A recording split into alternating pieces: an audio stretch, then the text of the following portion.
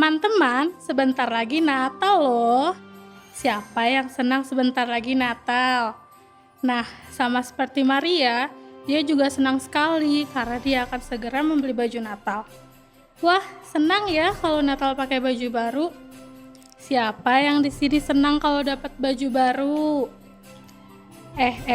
Tapi kok ada yang sedih ya?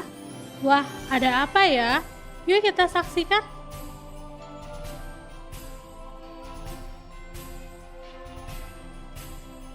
Sebentar lagi Natal nih. Mama pasti beliin baju baru. Teman-teman di sini kalau Natal beli baju baru juga kan?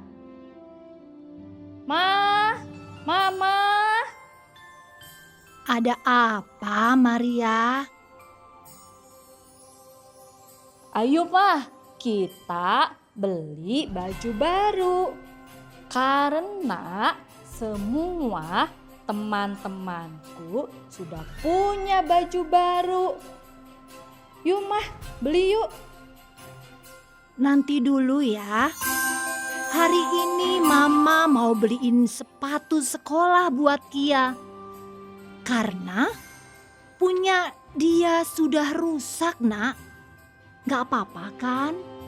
Ih, Mama. Kok jadi Kia sih?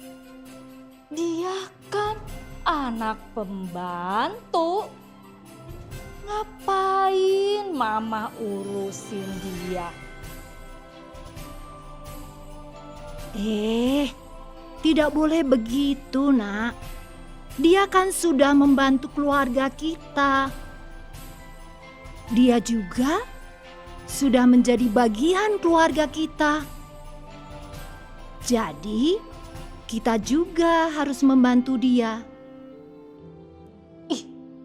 Mama nyebelin deh. Ya udah, aku mau main dulu sama Marta. Loh. Maria marah sama Mama karena dia menganggap mamanya lebih mendahulukan kepentingan Kia daripada membelikan baju Natal baru untuk dia. Di sini teman-teman marah nggak ya kalau nggak dibelikan baju baru? Nah, Maria sekarang sedang bermain bersama dengan Marta. Kira-kira mereka ngomongin apa ya? Mama nyebelin banget deh. Awas aja si Kia. Kalau ketemu, aku marahin. Ada Maria. Sendirian aja nih. Marta, kamu tahu nggak? Masa ya Mama lebih mentingin si Kia daripada aku? Padahal dia kan anak pembantu. Kan teman-teman yang lain juga sudah beli baju. Masa aku belum beli baju? Kamu pasti juga sudah beli baju kan? Teman-teman di sini juga sudah cantik-cantik, sudah ganteng-ganteng. Ya iya dong. Aku udah beli baju baru.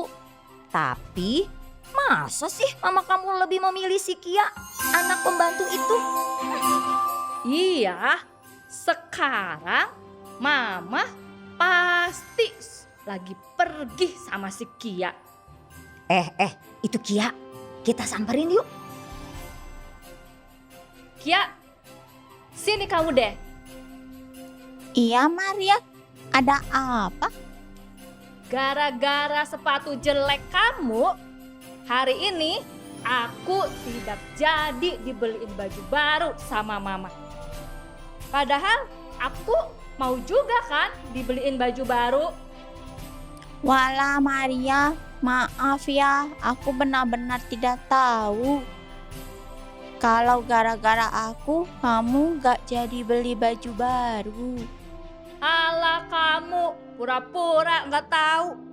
Ini rencana kamu kan pastinya. Pakai minta sepatu baru segala.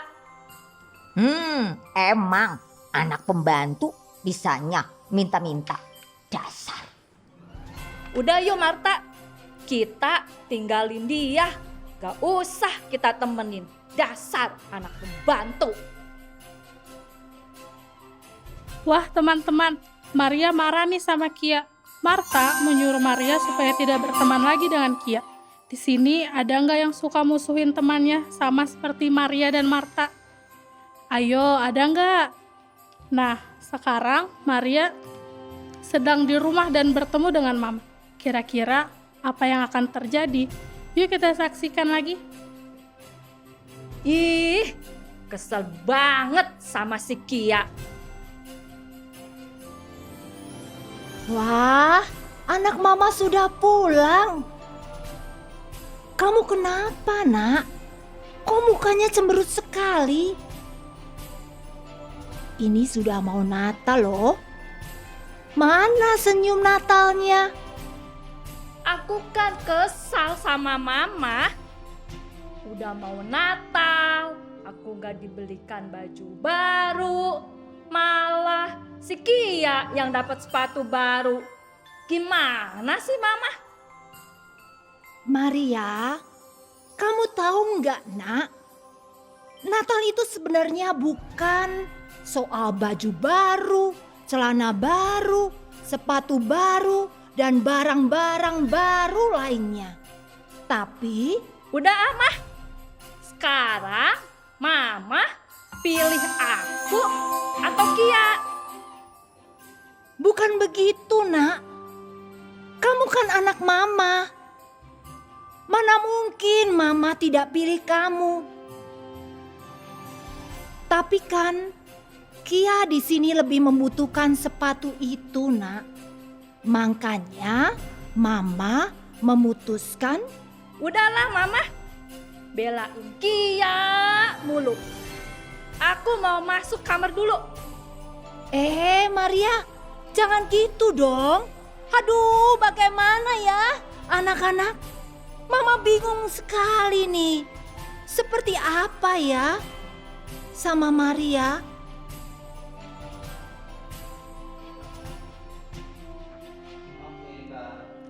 Wah, Maria jadi ngambek sama mamanya nih teman-teman. Terus keesokan harinya di minggu yang cerah ini, seperti biasa, ia dan Maria pergi bersama ke gereja untuk mengikuti sekolah minggu. Kira-kira mereka di sekolah minggu ngapain aja ya? Yuk kita saksikan lagi. Halo, selamat pagi Marta. Halo Maria, selamat hari Minggu. Kamu kok pergi sama Kia? Emang kamu sudah temenan sama dia? Sebenarnya aku nggak mau pergi sama Kia, tapi Mama yang nyuruh. Ya udah deh, kita nggak usah duduk deket-deket Kia.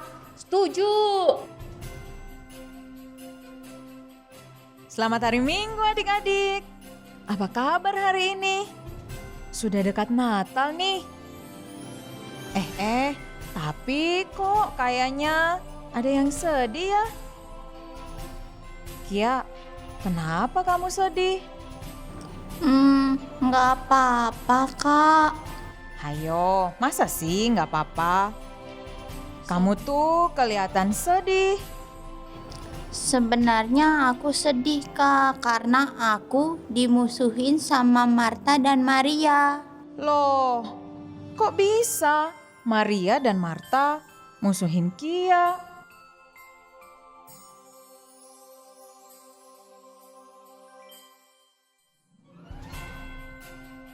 Aku juga nggak tahu, Kak, kenapa Maria dan Marta bisa musuhin aku. Ih, pakai ngadu lagi ke kakak sekolah minggu.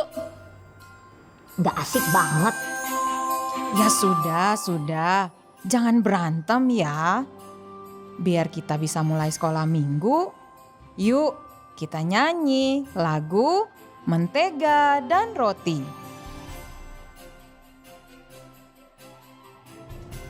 Nah, sekarang kita baca Alkitab ya.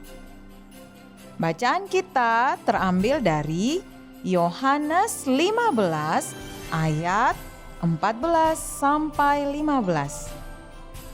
Kita baca sama-sama ya.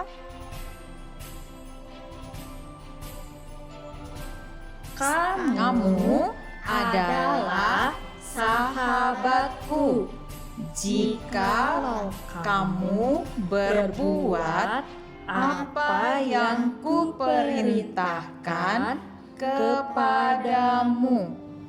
Aku tidak menyebut kamu lagi hamba, sebab hamba tidak tahu apa yang diperbuat oleh tuannya. Tetapi aku menyebut kamu sahabat, karena aku telah memberitahukan kepada kamu segala sesuatu yang telah kudengar dari Bapakku. Nah, adik-adik, siapa di sini yang punya sahabat, punya teman baik? Aku punya, Kak. Wah, Maria punya sahabat ya? Siapa nama sahabat kamu?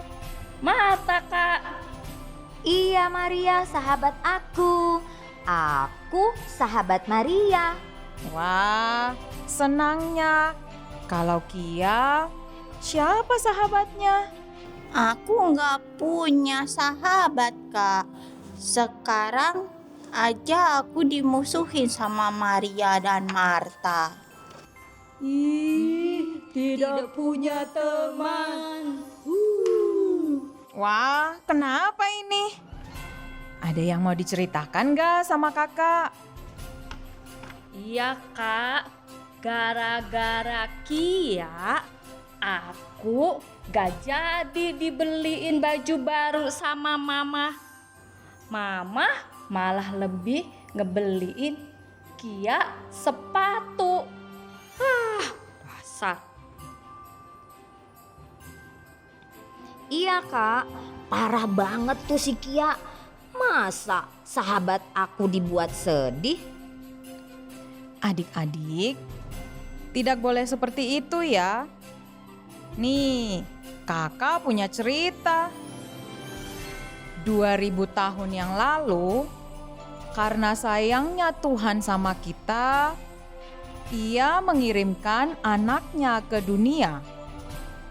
Nah, anaknya itu yang kita kenal dengan nama Yesus Kristus.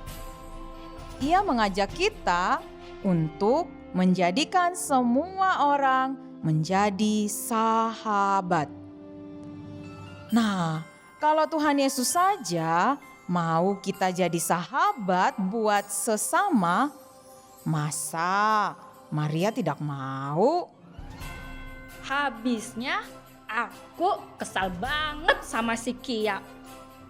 Mama jadi pilih kasih. Aku gak dapet baju baru. Aku kan mau juga baju baru. Justru itu Maria. Karena Tuhan Yesus sahabat kita, maka kita juga harus menyahabati yang lain juga. Maria juga harus mau berteman dengan Kia. Begitu juga nih dengan Marta. Jadi yang aku lakukan ke Kia itu salah, Kak. Tentu saja itu perbuatan yang salah. Apalagi adik-adik membedakannya hanya karena status atau latar belakang mereka. Jadi kalian harus berteman kembali ya. Tidak boleh musuh-musuhan. Tuhan Yesus tidak pernah loh memilih teman. Bahkan ia berteman dengan semuanya. Apalagi kita anak-anak yang disayangi oleh Tuhan Yesus. Oke adik-adik? Oh, seperti itu ya, Kak. Iya Maria. Jadi Maria harus minta maaf ya sama Kia. Baiklah, Kak. Kia, aku minta maaf ya kalau sudah marah-marah sama kamu. Apalagi aku dan Marta gak mau berteman sama kamu. Iya, aku juga minta maaf ya sama kamu. Kami mengaku salah, Kia. Nggak apa-apa kok teman-teman, aku sudah memaafkan kalian. Aku juga minta maaf ya Maria, karena kamu tidak dapat baju baru. Kia, aku yang minta maaf sama kamu. Apalagi kamu kan sedang butuh sepatu baru. Kami janji kami gak akan berbuat seperti itu lagi. Nah, gitu dong adik-adik. Tuhan Yesus pasti senang kalau kalian sahabatan lagi. Kita tidak boleh membedakan satu sama lain, melainkan harus berteman dengan semua orang. Karena Tuhan Yesus sayang sama kita dan kita semua sahabatnya. Benar kan, Kak? wah, benar sekali. Sekarang kalian janji di sini juga sama kakak ya adik-adik. Harus mengasihi sahabat kita. Janji ya. Janji, Kak. Siap. Ya udah, sekarang kita lanjutkan aktivitasnya dan setelah itu kita pulang ya. Baik, Kak. Wah, senang sekali ya bisa melihat Maria, Kia, dan Marta berbaikan. Mereka sekarang menjadi bersahabat. Nah adik-adik, sejak Tuhan Yesus lahir, ia menjadi berkat bagi orang lain. Ia juga mau menjadi sahabat semua orang tanpa membedakan warna kulitnya, dari mana ia berasal, atau asal sekolah. Pokoknya, Yesus nggak bedain apapun. Dari kisah ini, kita belajar apa ya adik-adik? Kita belajar untuk tidak memusuhi orang lain hanya karena latar belakangnya. Kita semua harus saling mengasihi dan menghormati satu sama lain. Karena kita semua sama di hadapan Tuhan, anak-anak yang ia cintai. Hadiri ibadah Natal dan juga perayaan ulang tahun GKI Kebonjati yang ke-100 dalam bentuk musical Praise and Worship pada hari Rabu 25 Desember 2024 jam 8 pagi dan juga jam 4 sore. Akan dimeriahkan oleh lebih dari 100 orang pengisi acara, pelayan-pelayan di GKI Kebonjati. Akan diisi juga oleh narasi-narasi dari pendeta-pendeta di GKI Kebonjati. Ada Pendeta Agnes, Pendeta Agus Gunawan, Pendeta Yoce, Pendeta Suryaman, Pendeta Diki, dan juga Penatua Frida. Dan ini dia daftar pengisi acaranya. Jangan lupa untuk daftar dulu karena tempatnya terbatas. Link pendaftaran ada di sini. Mari hadir dan menjadi bagian dari Wonder of Wonders GKI Kebonjati 100.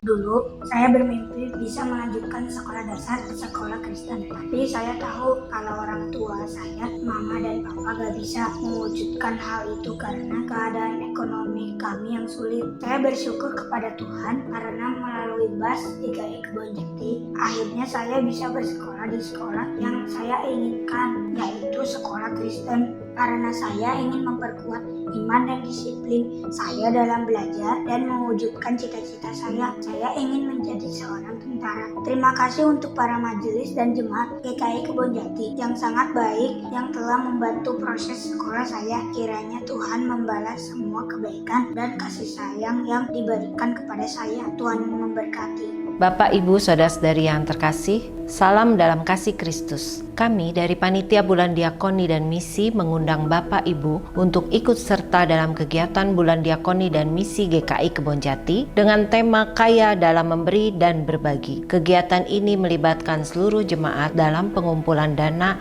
orang tua asuh, bursa kuliner, dan garage sale. Bapak atau Ibu dapat menghubungi Panitia Bulan Diakoni dan Misi untuk informasi lebih lanjut. Kami harapkan dukungan dan doa dari Bapak Ibu semua agar kegiatan ini dapat berlangsung dengan baik. Tuhan Yesus memberkati. Bersyukur kepada Tuhan, bersyukur kepada Tuhan, sebab Dia baik. Bersyukur kepada Tuhan. Halo, nama saya Ina. Saya bersekolah di kelas TK Terang Nusantara. Saya kelas 4 SD. Saya cita-cita ingin menjadi dokter. Terima kasih Om dan Tante GKI Kebonjati sudah membantu Ina mewujudkan cita-cita saya. Nama saya Al Petrus.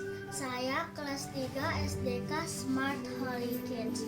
Saya sudah 3 tahun mendapatkan BAS bantuan anak sekolah dari GKI Kebonjati 100 Bandung. Terima kasih jemaat dan donatur GKI. Tuhan Yesus memberkati. Nama saya Deren, saya kelas 2 SD Gracia. Saya sudah dapat bantuan anak sekolah selama 2 tahun dari jemaat dan donatur GKI 100 Bandung. Terima kasih, Tuhan Yesus memberkati.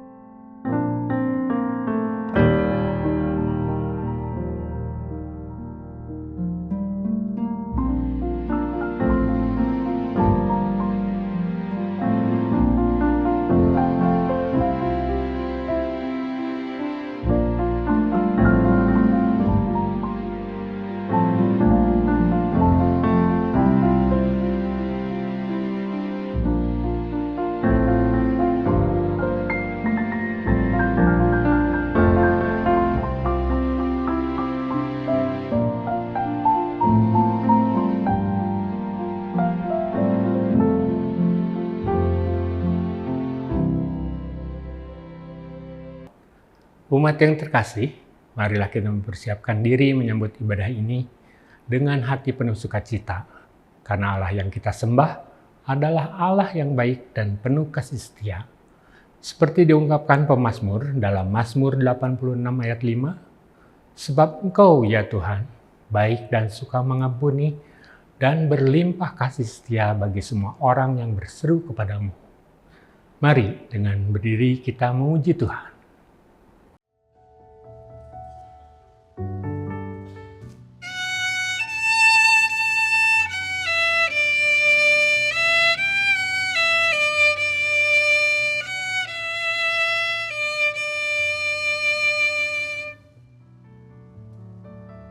Ya, pasti udah banyak yang familiar dengan melodi sederhana itu ya. Ya, lagu As the Deer memang memiliki melodi dan lirik yang sederhana. Namun apabila kita mendengarkan dan merenungkan lagu tersebut, terdapat suatu hal yang bermakna bagi kita, terutama bagi saya. Ada salah satu momen di mana saya ngerasa hampa. Selama merasakan hal tersebut, saya mencoba untuk cari cara untuk bisa mengatasi rasa hampa itu. Mencoba dengan cara menyibukkan diri, memperbanyak kegiatan, kumpul bareng teman-teman, kumpul bareng sahabat. Kadang juga mengatasinya dengan cara maraton Netflix. Memang sih, sometimes ngerasanya kalau itu semua bisa mengatasi rasa hampa yang ada. Tapi kegiatan-kegiatan itu cuma ngasih rasa tenang, rasa tenang itu cuma sesaat gitu. Dan perasaan hampa tersebut masih tetap ada bahkan sampai saat ini. Saat saya coba untuk mendengarkan lagu As the Deer dan mencoba memaknai lagu tersebut, saya merasa kalau Tuhan bicara melalui lagu ini. Tuhan mengingatkan sebenarnya selama ini yang saya butuhkan itu ya Tuhan. Semua hal yang saya lakukan tidak bisa mengatasi rasa hampa yang saya rasakan tadi karena saya tidak melibatkan Tuhan. Hanya Tuhan yang bisa memuaskan rasa hampa itu ternyata. Tuhan mau saya kembali memiliki kerinduan untuk bisa ngobrol sama Tuhan.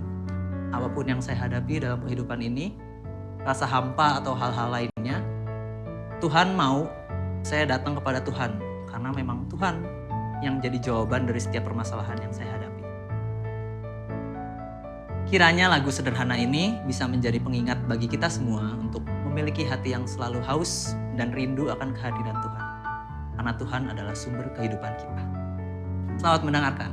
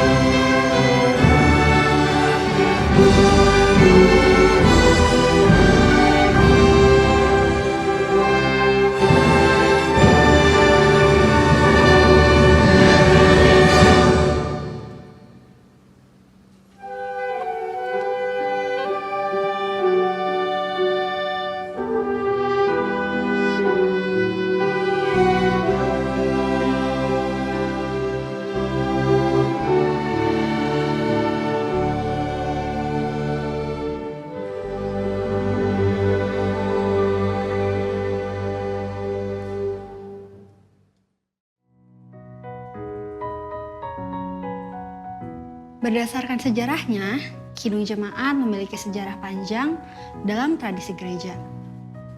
Banyak lagu dalam Kidung Jemaat yang sudah dinyanyikan selama bertahun-tahun dan menjadi bagian dari warisan budaya gereja serta menghubungkan jemaat saat ini dengan generasi-generasi sebelumnya. Bila kita sadari, lagu-lagu kidung yang kita nyanyikan di gereja memiliki makna yang begitu mendalam. Bukan hanya melodi dan suara, tapi juga tentang menyampaikan makna dan pesan rohani. Salah satunya adalah lagu dari Kidung Jemaat nomor 64 yang mengingatkan saya atas perjalanan iman saya pada tahun 2022 dalam menjalani lomba paduan suara. Kalau bukan karena kemurahan Tuhan, mungkin saya tidak bisa memiliki kesempatan untuk memimpin paduan suara dalam lomba tersebut. Semua bermula dari mimpi kami untuk mengikuti lomba paduan suara di Semarang. Dengan penuh antusias dan pengharapan, kami berlatih untuk mempersiapkan lomba ini. Tak hanya berlatih, kami juga mencari dana untuk keberangkatan kami. Namun, semakin mendekatnya hari, kondisi finansial kami tidak mengalami peningkatan yang signifikan. Di tengah keraguan dan pengharapan kami hanya bisa berserah dan percaya atas rencana Tuhan. Ketika iman satu sama lain mulai goyah, kami saling menguatkan dan selalu berusaha mencari jalan lain demi keberangkatan kami. Ada saatnya kami ingin menyerah, tapi kami tetap beriman dan percaya bahwa kami bisa mengikuti lomba tersebut. Hingga 1 minggu sebelum keberangkatan, kami mendapatkan berkat yang sangat cukup untuk biaya keberangkatan kami. Bersyukur, sukacita, heran, hingga air mata tidak bisa terbendung. Saat itu, kami terus memuji Tuhan atas kebesaran dan kebaikan Tuhan pada kami. Seperti lagu Bila Kulihat Bintang Gemerlapan yang diciptakan pada tahun 1886 oleh Carl Gustav Goldberg. Seperti dalam lirik, maka jiwaku pun memujimu, sungguh besar Kau Allahku. Lirik tersebut adalah cara untuk mengungkapkan dengan sungguh-sungguh bahwa dalam kerendahan hati dan pengertian yang lebih dalam, kita menyadari keagungan dan kuasa Tuhan yang terasa begitu besar. Hujan mungkin membawa kesedihan, tetapi pelangi membawa harapan. Begitu pula dalam hidup. Kesulitan dan ujian hidup bersifat sementara, tetapi Tuhan akan memberikan jalan dan harapan.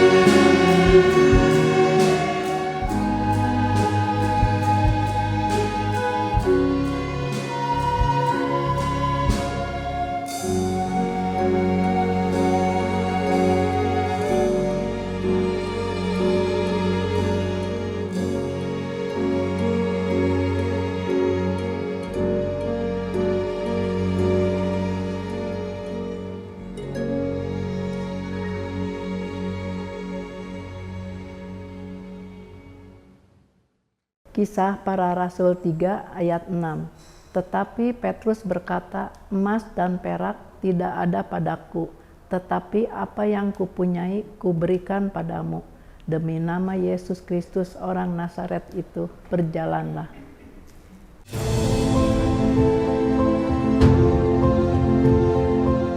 Saksikan karya Kristus, menyatakan pertolongan Roh Kudus. Atau yang kita dengarkan suara kita sendiri.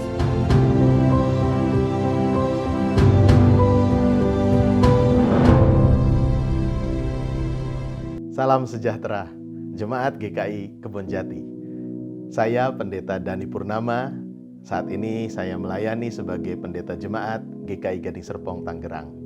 Mari kita merenungkan satu bagian Alkitab yang diambil dari Kisah Para Rasul 3 ayat 6. Firman Tuhan mengatakan demikian. Namun Petrus berkata, emas dan perak tidak ada padaku, tetapi apa yang kupunyai kuberikan kepadamu. Dalam nama Yesus Kristus, orang Nazaret itu, bangkit dan berjalanlah. Saudara-saudara, ayat yang kita baca tadi merupakan bagian dari sebuah kisah mujizat penyembuhan yang dilakukan oleh Petrus bersama dengan Yohanes di bait Allah di Yerusalem. Nah, apa itu mujizat, saudara? Umumnya kita menjawab, mujizat adalah sesuatu yang spektakuler, yang tidak terjangkau akal, atau sesuatu kejadian yang ajaib. Nah, Kamus Besar Bahasa Indonesia mendefinisikan mujizat itu adalah kejadian atau peristiwa yang sukar dijangkau oleh kemampuan akal manusia. Dalam Alkitab, kita berjumpa dengan banyak cerita mujizat.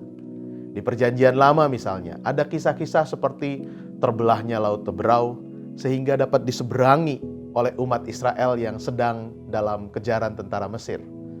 Ada juga mujizat air yang keluar dari gunung batu untuk menjadi sumber minuman umat Israel dalam perjalanan di padang gurun. Kita mengingat juga ada kisah Elia membangkitkan anak janda di Sarfat. Elisa yang memberi makan 100 orang dari 20 roti jelai. Naaman yang sakit kusta disembuhkan dengan hanya mandi di sungai Yordan. Sementara dalam Perjanjian Baru, terutama kitab-kitab Injil, kisah mujizat terjadi dalam pelayanan Tuhan Yesus. Ia menyembuhkan yang sakit, mencelikkan yang buta, membuat orang lumpuh bisa kembali berjalan, bahkan membangkitkan orang mati. Nah, setelah Yesus naik ke surga, apakah mujizat kemudian terhenti? Ternyata mujizat tidak berhenti. Karya Allah terus dinyatakan dan kasih Kristus terus disebarkan. Salah satu kisah mujizat itu seperti yang ada dalam bacaan kita tadi. Sebenarnya secara utuh ini bisa dibaca dari Kisah Para Rasul 3 ayat 1 sampai 10. Dikisahkan dalam bagian ini, Petrus menyembuhkan seseorang yang lumpuh. Petrus dan Yohanes mengatakan pada orang itu, emas dan perak tidak ada padaku, tetapi apa yang kupunyai kuberikan kepadamu. Lalu dia berseru, dalam nama Yesus Kristus, orang Nazaret itu, bangkit dan berjalanlah.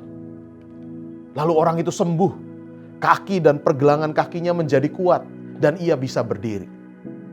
Ada beberapa hal yang bisa kemudian kita jadikan pelajaran dari kisah ini. Pertama, saudara, kisah penyembuhan oleh Petrus ini mau menyatakan bahwa kuasa Tuhan Yesus mengalir dan bekerja melalui para pelayannya. Ini menegaskan bahwa para murid itu sungguh-sungguh utusan Allah. Mereka membagikan apa yang mereka punya. Memang bukan emas atau perak. Yang mereka punya adalah hati yang peduli, yang kemudian membawa pemulihan bagi sesama. Hal yang kedua yang kita belajar, mujizat penyembuhan itu terjadi dalam nama Yesus. Sesuai dengan arti namanya, Yesus berasal dari kata Yehoshua. Berarti Allah menolong atau Allah menyelamatkan. Dalam nama Yesus itulah terjadi pemulihan dan kesembuhan. Bukan karena hebatnya Petrus dan para murid lainnya, tapi karena Allah berkarya menolong. Hal yang ketiga yang kita belajar dari ayat ini. Bahwa mujizat, karena mujizat itu terjadi, orang-orang takjub, mereka tercengang melihat apa yang terjadi. Namun, yang terjadi kemudian adalah Allah lah yang dipuji dan dimuliakan. Bukan Petrus, bukan Yohanes atau murid-murid yang dielu-elukan. Karenanya tujuan diadakannya terjadinya mujizat adalah supaya orang banyak tahu bahwa Allah kita, Allah yang kita sembah adalah Allah yang hidup. Mujizat diberitakan supaya Injil atau kabar baik tentang karya Yesus juga makin tersebar. Mujizat yang dilakukan oleh para rasul bukan untuk membuat kemudian orang mengagumi, bahkan kemudian menyembah-nyembah para rasul itu. Melainkan untuk menunjukkan dan membuktikan bahwa Kristus yang bangkit berkuasa penuh. Nah, pertanyaannya, apakah sekarang mujizat itu masih ada? Jawabnya masih. Sampai sekarang mujizat masih ada. Kok bisa? Ya bisa. Karena Allah kita, Allah yang hidup itu juga terus bekerja sampai hari ini. Ia bekerja untuk menolong, dia bekerja untuk memulihkan umatnya. Ia juga terus menyatakan kuasanya, serta meyakinkan umat manusia bahwa ia adalah Allah yang hidup dan yang peduli pada seluruh ciptaannya. Tapi perlu juga kita pahami bahwa mujizat itu juga terjadi sebenarnya bisa lewat hal-hal yang tampaknya sederhana dan biasa-biasa saja. Bagi orang yang sedang kelaparan, tidak punya uang untuk beli makan, mujizat terjadi saat tiba-tiba ada seorang dermawan yang memberi mereka makanan. Bagi anak yang hampir putus sekolah karena orang tuanya tiada punya biaya, mujizat terjadi saat ada uluran tangan dari seseorang yang mau memberikan beasiswa. Bagi mereka yang kesulitan mendapatkan pekerjaan, setelah sekian lama melamar ke sana kemari, mujizat terjadi saat ada seorang kawan menawarkan satu pekerjaan yang gajinya mencukupi untuk memenuhi kebutuhan hidup keluarganya. Bukankah mujizat bisa terjadi lewat hal-hal yang tampaknya biasa saja? Sekali waktu ada sebuah kisah yang ditulis oleh Andar Ismail dalam buku Selamat Pagi Tuhan. Dia punya seorang rekan namanya Ingram Sia. Ketika kecil, Ingram Sia itu tumbuh di tengah keluarga pendeta. Papahnya seorang pendeta. Tapi ketika Ingram masih usia belasan, sang papa meninggal dunia, berpulang ke rumah Tuhan. Akhirnya sang mama harus mengambil alih peran tulang punggung keluarga. Mama yang bekerja keras untuk memenuhi kebutuhan hidup Ingram dan 3 orang adiknya yang masih kecil-kecil. Tapi tidak berapa lama, setahun kemudian, sang ibu tulang punggung keluarga ini akhirnya juga sakit-sakitan dan bahkan juga meninggal. Tinggallah Ingram Sia bersama dengan 3 orang adiknya yang masih kecil.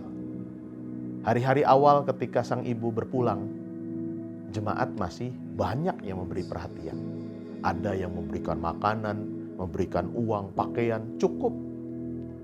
Tapi makin lama, makin berkurang dan bahkan tidak ada lagi yang memberikan perhatian pada anak-anak pendeta yang sudah yatim piatu ini. Hingga kemudian mereka harus irit dalam makan. Bahkan di hari-hari tertentu mereka cuma makan 1 kali sehari. Malam hari kalau mereka lapar, mereka minum air putih banyak-banyak. Nah, adik yang paling bungsu masih umur 4 tahun. Kadang masih butuh susu, tapi mereka nggak punya uang untuk itu. Jadi kalau malam hari adik ini bangun, menjerit, nangis karena lapar, mereka mencekoki dengan air putih banyak-banyak. Sampai sang adik kembung, kenyang, dan tidur. Itu terjadi berhari-hari, sampai satu hari makanan di rumah mereka habis. Itu kali terakhir mereka makan. Dan mereka nggak tahu apalagi yang harus mereka makan esok hari karena tidak ada apa-apa. Tidak juga ada uang. Malam harinya ketika tidur tengah malam, sang adik bungsu kembali bangun. Nangis lagi keras-keras karena lapar. Cekoki lagi air, minum seperti biasa. Tapi bukannya berhenti, makin menjerit karena sakit perutnya. Di tengah kondisi begitu bingung mereka. Apa yang harus diperbuat? Tengah malam. Mau minta tolong ke siapa? Lalu salah seorang adiknya bilang, "Kak, ayo pimpin doa." Doa apa di tengah kekalutan seperti itu? Adik yang lain lagi bilang, "Doa Bapa kami saja. Kita tahu doa itu." Lalu akhirnya 4 anak ini mengelilingi tempat tidur, berlutut, dan mereka mulai menaikkan doa Bapa kami. Bapa kami yang di surga, dikuduskanlah namamu, datanglah kerajaanmu, jadilah kehendakmu di bumi seperti di sorga. Berikanlah kami pada hari ini. Di titik itu mereka berhenti. Mereka tidak sanggup melanjutkan kalimat doa mereka, yaitu, berikanlah kami pada hari ini makanan kami yang secukupnya. Mereka tidak sanggup melanjutkan kata-kata itu. Karena apa? Karena boro-boro makanan yang secukupnya. Makanan yang ala kadarnya pun mereka tidak punya. Mereka menjerit-jerit, meraung-raung, menangis dalam kesedihan. Sampai akhirnya dikatakan mereka tertidur karena lelah. Pagi harinya, pintu rumah mereka diketuk. Pendeta baru, pengganti ayah dari Ingram, datang. Dia bawa 1 karung besar. Dia bilang, "Ingram, tadi malam ada anggota jemaat kita yang pulang dari ladang, dan hasil ladang kali ini luar biasa besar." Jadi dia bersyukur. Dan sebagai wujud syukurnya, dia kasih persembahan 1 karung ubi ini. Nah, kami ingat, ini lebih baik buat kalian. Wah, dengan senang Ingram dan adik-adiknya menerima 1 karung ubi itu. Mereka segera memasak air, menanaknya, dan kemudian menikmati ubi rebus itu. Waduh, mereka bisa kenyang dan bersyukur. Lalu yang lebih menggembirakan, pendetanya mengatakan, mulai hari ini, pagi ini, kamu Ingram diterima kerja di tempat salah seorang jemaat kita. Wah, lebih senang lagi. Berarti akan ada penghasilan tetap. Betul. Berhari-hari itu dijalani. 2 minggu kemudian, Ingram menerima gaji pertamanya dari hasil kerjanya itu. Tepat pada saat ubi dalam karung tadi habis. Apakah ini kebetulan? Kayak mujizat? Ya betul. Tapi kita memaknai tidak pernah ada yang kebetulan dalam hidup anak-anak Tuhan. Tuhan yang hidup itu bekerja, berkarya. Mujizat tidaklah sesuatu yang datangnya dari langit langsung. Mujizat terjadi karena ada hati yang peduli. Ada orang-orang yang membuka mata lebar-lebar untuk dipakai oleh Tuhan menjadi alat kebaikan yang memulihkan bagi sesamanya. Jadi apakah mujizat masih terjadi sampai saat ini? Ya, mujizat terjadi sampai saat ini. Lewat banyak orang, terkhusus lewat anak-anak Tuhan seperti saudara dan saya, yang mau dipakai untuk menjadi alat kebaikan bagi sesama. Mungkin memang kita tidak punya harta emas dan perak untuk dibagikan, tapi kita bisa membagi kekuatan, kasih, penghiburan, dan menghadirkan diri kita untuk menguatkan, menghibur, memulihkan, dan menyembuhkan sesama. Dalam sukacita merayakan 100 tahun hadirnya GKI Kebonjati, kita sebagai gereja juga diingatkan untuk ikut serta dalam karya mujizat Tuhan. Mari kita memberi diri menjadi alat di tangan Tuhan untuk ikut memulihkan dan menyembuhkan saudara-saudara kita yang mengalami berbagai kelemahan, mengalami sakit dalam kehidupannya. Yang pasti, karya Tuhan memang melampaui kemampuan akal manusia dalam memikirkannya. Namun, Ia datang pada saat yang tepat sesuai dengan kebutuhan umatnya. Selamat merayakan ulang tahun ke-100 Jemaat GKI Kebonjati. Selamat meneruskan karya mujizat dari Allah bagi setiap orang yang Tuhan hadirkan dalam kehidupan saudara. Tuhan Yesus memberkati.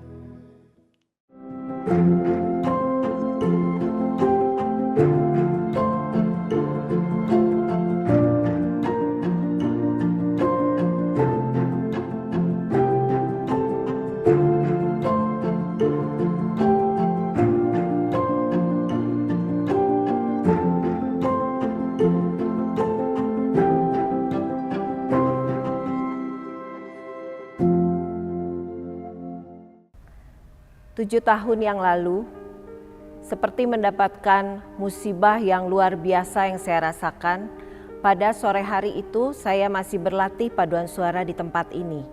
Dan pada saat saya pulang pukul 9:30 malam, saya mendapatkan suami saya sudah dalam keadaan pingsan dan terjatuh di lantai. Kami semua terkejut dan segera membawa dia ke rumah sakit terdekat. Sampai di rumah sakit, hanya 10 menit saya kemudian mendapatkan kabar dari dokter bahwa beliau sudah dipanggil Tuhan pulang. Pada saat itu saya bertanya-tanya, kenapa Tuhan? Kenapa harus secepat itu suami saya Tuhan panggil? Saat itu anak saya masih berusia 17 tahun, baru merayakan ulang tahun yang ke-17-nya itu seminggu sebelum ayahnya dipanggil pulang. Saya berpikir di situ, kenapa Tuhan tega membiarkan kami keluarga untuk dalam keadaan yang masih anak saya membutuhkan biaya, saya harus bekerja sendiri untuk menghidupi masa depannya. Saya masih bertanya-tanya, dalam keadaan masih terpuruk, masih dalam keadaan galau, hilang harapan selama 3 bulan berturut-turut, yang ada hanya nangis dan nangis terus saya berada di situ. Dan setelah 3 bulan saya mulai bangkit dari keterpurukan saya. Karena saya mengingat saya harus membiayai anak saya kuliah, membiayai anak saya untuk mencapai masa depannya. Dan Tuhan senantiasa memang memelihara kehidupan saya.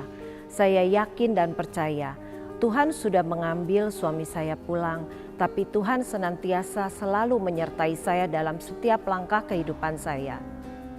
Hari demi hari saya lalui sampai 7 tahun hingga saat ini tidak terasa bahwa penyertaan Tuhan selalu ada dalam keluarga kami. Satu persatu kami dipulihkan, kami dibangkitkan, sehingga kami boleh tetap berada dalam keseharian kami sampai hari ini karena berkat dan anugerah Tuhan. Terima kasih Tuhan Yesus, Engkau sudah memelihara hidup kami walaupun dalam keadaan susah dan dalam keadaan bahagia sekalipun. Amin.